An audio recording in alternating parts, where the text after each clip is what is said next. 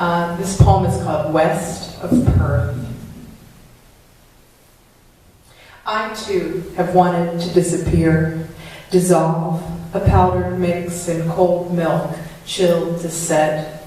Guests won't know what's on their tongue, what tastes so good or foul. What might they say? 2 days straight of rain. Have they found the plane? In other news, the missing boy washed up in the bay.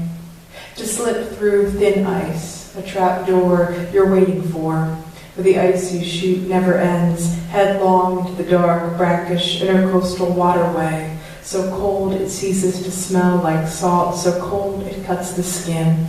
Was there evidence of foul play?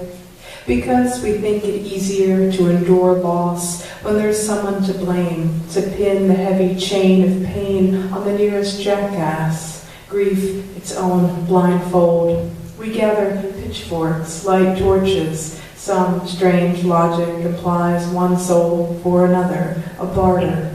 We pile the dead on each side of a scale, but it's unclear on which side some should go. Still no sign of the Boeing 777, 5 days now since the plane vanished from the sky. I imagine a stewardess taking cocktail orders, passing single-serve Ritz down the rows. Earlier, a lecture on inflatable rafts, flotation seat cushions. When the plastic bag descends, secure your own mask first. I know what it's like to sit in the throes of turbulence. The night sky, a dark sea, wind wrapping its arms around the plane's wings, the cockpit, a live-action alligator wrestling match. Perhaps the shades were drawn and everyone settled for a nap, the faint blue glow of televisions lulling weary passengers. It is possible the plane is still airborne. Is it possible the plane is still airborne, as in the movies, when another plane meets it at a certain altitude to refuel, so that it might continue without touching down?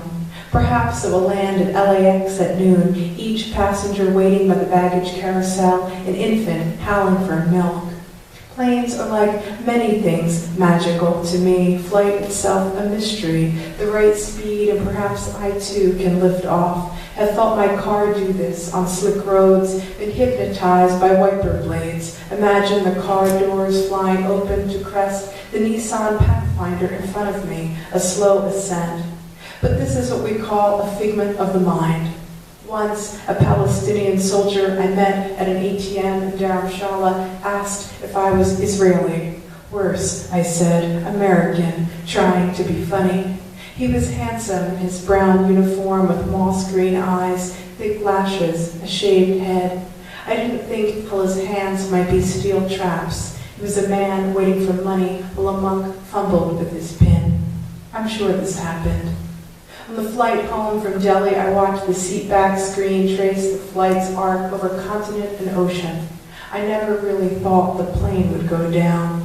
How often I ignored the attendant's evacuation warning. I was too busy wanting to go home and wanting to leave a life I was already living. There are so many things I have not said to those who have departed. What's holding me back from saying them now?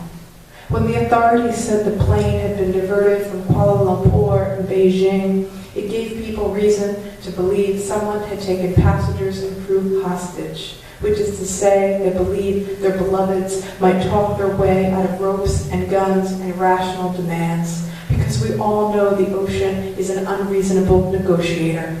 Let's not talk about cabin pressure or a fire on board. Instead, a neat splash off the high dive. If only a humpback whale should arrive, open its mouth, inviting every waterlogged passenger onto the red carpet of its tongue, the teeth like so many ergonomic benches for the weary to lie upon.